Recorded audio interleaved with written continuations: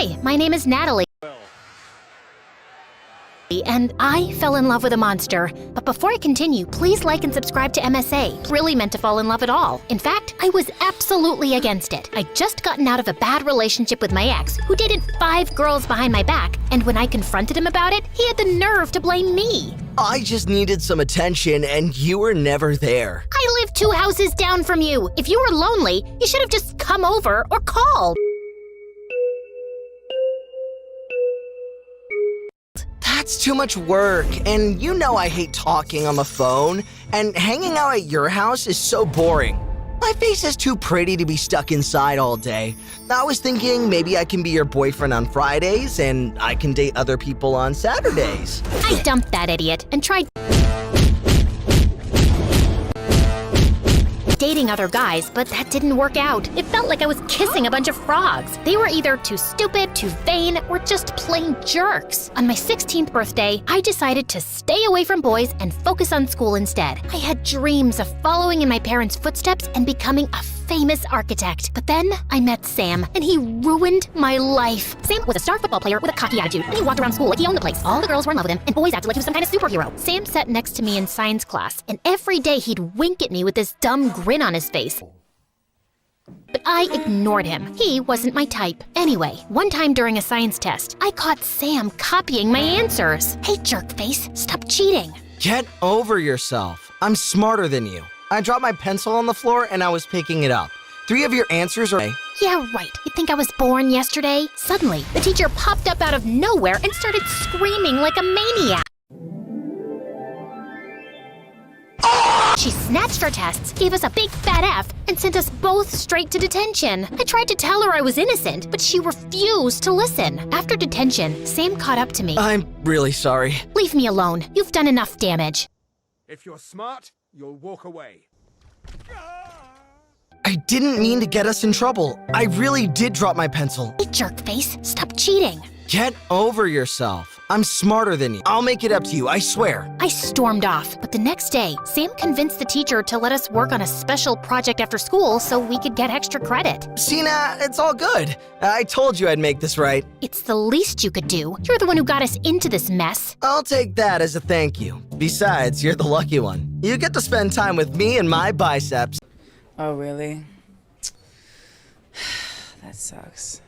He started flexing his muscles like he was in a bodybuilding competition. Then he pulled out his phone and took a selfie. Could you be any more self-absorbed? Come on, I'm just joking. I'm actually really cool if you get to know me. He gave me his number, winked at me, and then walked away. So annoying. Sam and I met after school to work on our project, and to my surprise, he was actually really smart. And I tried to fight it, but I started to develop a huge crush. Sam had the most beautiful brown eyes, and every time he looked at me, my heart fluttered. One time, his finger brushed against mine, and I swear there was a spark. Before I knew it, we were holding hands, and we went from talking about atoms and electrons to kissing. And man, that kiss was amazing. Oh no, gringe! After that, we were inseparable. We couldn't get enough of each other. We finished each other's sentences. I mean, it's crazy. What? We finish each other's... Sandwiches. That's what I was gonna say. Soon, we were madly in love. An epic love, like you read about in fairy tales. Life was perfect, but then everything changed. Suddenly, Sam stopped meeting me after class. He stopped answering my texts and funny memes. I figured he was busy, so I gave him some space. Then I heard he quit the football team. I got really worried, so I asked him about it. I'm fine. It's nothing. No, it's not. You've been playing football your whole life. You've been obsessed with playing in college and going pro. You can't just quit. You're not the boss of me. I do what I want. He marched off without another word. After that, things got even worse. He started hanging out with a bad crowd, and he totally changed. He didn't smile anymore or crack jokes like before. He was as cold as an iceberg. Every time I tried to talk to him, he was snappy and rude. Then one day, he stopped showing up in school. I went by his house, but it was empty, with a for sale sign outside. I asked the neighbors what happened, and they told me that Sam and his parents left in the middle of the night. I tried everything to reach Sam. He was so confused and worried. And one day, he DM'd me from his Insta. He told me he wanted to break up, suggested suggested I move on with my life and then blocked me. I was completely devastated. I couldn't imagine life without Sam, and I couldn't understand why he'd do this to me. I read today about a 10-year-old girl with Down syndrome who was taken from her mother and put in a cage. I read about did you say want? I collapsed onto my bed and hid under the covers for days. My best friend Shelly came to my rescue. She brought me ice cream, chocolate cake, and we watched dozens of MSA videos. Slowly, I started to feel better. Every time I saw something that reminded me of Sam, I burst into tears. It's been 6 months. It's time for you to move on. But there's no me without Sam. We're two peas in a pod, two halves of one heart. I can't live with half a heart, Shelly. I'm only human. Shelly grabbed all my pictures and gifts from Sam and tossed them into a shoebox. What are you doing? I'm giving you your freedom back. Sam's long gone. It's time for you to move on. Shelly was right. They were just things, and they only made me sad. Shelly put all Sam's stuff in the fireplace. ふざけんなよお前が何を知っていようとお前は2人の消防官を襲ってんだぞ I graduated from high school at the top of my class. Shelly and I applied to our dream college, and we both got in. During our first week there, Shelly and I went to this cool college party, and this boy named Roger asked me to dance. I'm not much of a dancer. I'm not either.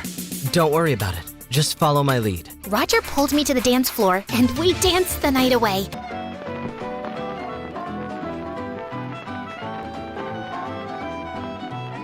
Though we both looked like a pair of crazy chickens stomping our feet and shaking our butts, I couldn't remember the last time I'd had so much fun. Roger wasn't the hottest boy around, but he certainly had confidence and charm. One day you're gonna marry me. I hardly know you. Plus, I'm happily single. Not for long.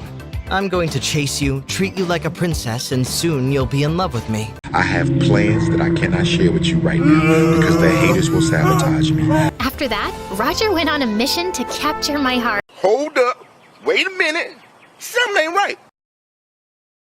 He brought me a bouquet of daisies. I saw them and thought of you. But I was allergic and I broke out in hives. A week later, he tried to cook for me at his place. I think something's burning. It's not burning. Everything's fine. Then the kitchen caught fire. Every day, Roger tried something new to win my heart, and it started to get out of hand. He hung a banner from the roof of my dorm to wish me a happy birthday and almost fell off a ladder. He jumped on a stage at a nightclub to sing me a song and twisted his ankle. As I drove him to the emergency room, he asked me to be his girlfriend. Honestly, even though I didn't feel crazy sparks with him, it felt nice to be loved this way. He was a good guy, so I said yes. Later, I got an internship to work at my family's business, and it was the best. I helped my parents design a state-of-the-art office building and land a huge new client. One morning before work, I stopped at a coffee shop for breakfast. I'd just taken a huge bite of my scone when I looked up and saw Sam walk through the front door. My heart nearly stopped. I felt a surge of emotion I hadn't felt in a while. And then he spotted me. Natalie? I gulped down my scone in a hurry, and suddenly I was choking. I jumped out of my seat and started flapping my arms around like a wild bird, banging into customers and knocking coffee all over the place. Then suddenly, Sam rushed toward me and performed the Heimlich maneuver.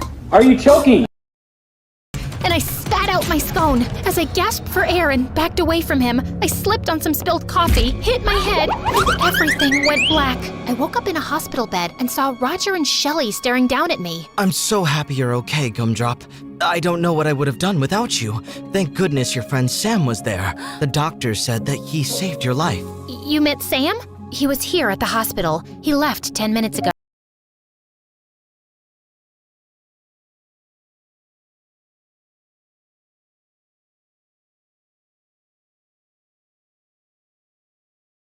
I invited him out to dinner tomorrow night. It's the least we could do. He saved your life. Roger hugged me tight. I smiled and pretended to be cool, but my stomach started turning backflips. A couple of hours before dinner, I started freaking out. Shelly came over to calm me down. I can't do this. What's the big deal? You're over Sam, right? I don't know. I'm not sure. What do you mean you're not sure? You've been with Roger for 2 years. I know, but when I saw Sam, all my feelings for him just don't even say it. That jerk broke your heart, remember? He didn't deserve you then, and he doesn't deserve you now. Yeah, Shanice. Yeah? Your mouth is moving a lot like a rat. Yappa, yappa, yappa, yappa. Shut it, please. Though he might have saved my life, but even monsters are nice at least one day out of the year, right? I didn't need to be nervous about this dinner. I was dating Roger, and he was 20 times better than Sam.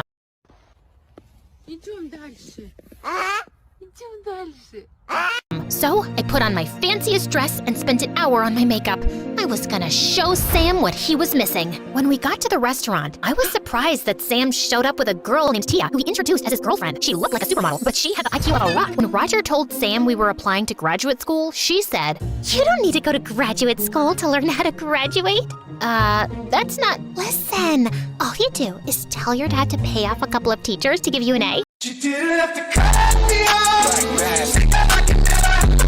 We were nothing. Then you walk across the stage like this. Tia stood up and strutted up and down the restaurant, bumping into a waiter holding a tray of food, which was spilled all over her dress. The date was over after that, and I thought I was in the clear. But soon, Sam and Tia started showing up everywhere. I saw them at the coffee shop, Sam worked at my gym, and we both walked our dogs at the same park. And the worst thing was that Roger loved going on double dates with Tia and Sam, and I hated it. My blood boiled when I saw them holding hands. I wanted to scream when Sam kissed her. I called Sam and told him to meet me at a park on the other end of town where no one would see us. Okay, what's with all the secrecy, Nat? I feel like we're in a spy movie. I needed privacy. Fine, we're alone. Just me and you. Reminds me of old times. Sam stepped toward me, and my stupid heart fluttered. I hadn't been that close to him in years. I could smell his cologne, and it brought back so many beautiful memories. Then suddenly, blazing hot rage coursed through my veins. I hate you. Look, I was in a bad place. You made me fall in love with you, and then you broke my heart, and now that I finally moved on, you weaseled your way back into my life to hurt me again. No, that's not what I'm doing. You're a monster. Leave me alone. I never want to see you again. I broke into tears, ran to my car, and drove off. When I got home, I saw Roger at my door. What's wrong, Cupcake? I told Roger that I didn't want to go on any double dates with Sam and Tia anymore. I just wanted to focus on us. Of course, Sugar Bear. Whatever you want. Then I kissed Roger, but all I could think about was Sam. When I pulled away, Roger had this strange look on his face. Then he got down on one knee. I think I want to marry you. I don't have a ring, but I can get one right away. Just tell me what you want, and I'll buy it. I was overwhelmed and speechless. I'm sorry, I have to go. I think I left the iron on. Lip-a-dip-dip. I hate him so much. Let's talk tomorrow, okay? I rushed inside and shut the door behind me. That night, Roger sent me pictures of dozens of rings and wedding venues. All of them were amazing. And part of me started thinking that sealing the deal with Roger would just make me move on for good. Okay, this is madness. You can't marry Roger if you're still in love with Sam. But you say he didn't deserve me, and you're right. He just came back to hurt me. And what he did the first time, that is unforgivable. Actually, that's not true. I thought I wouldn't tell you because you were happy with Roger, but I can see that you're not, and I can't stay quiet anymore. What are you talking about? I've been volunteering at the hospital, and a few days ago, I spotted Sam leaving my uncle's examination room, who's an oncologist. I snuck in later and looked at Sam's file. FBI, open up!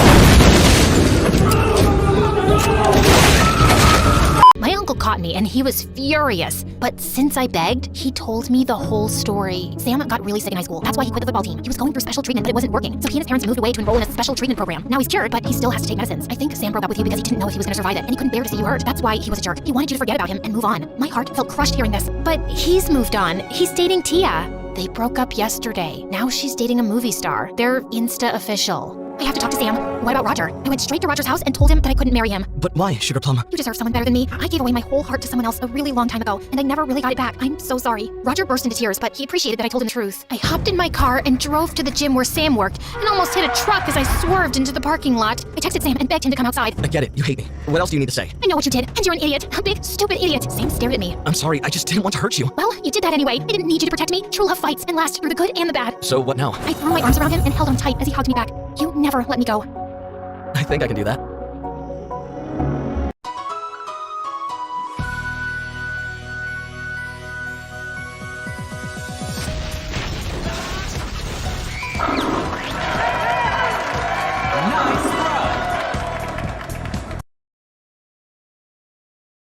Sam smile and look at Tia the way he used to look at me.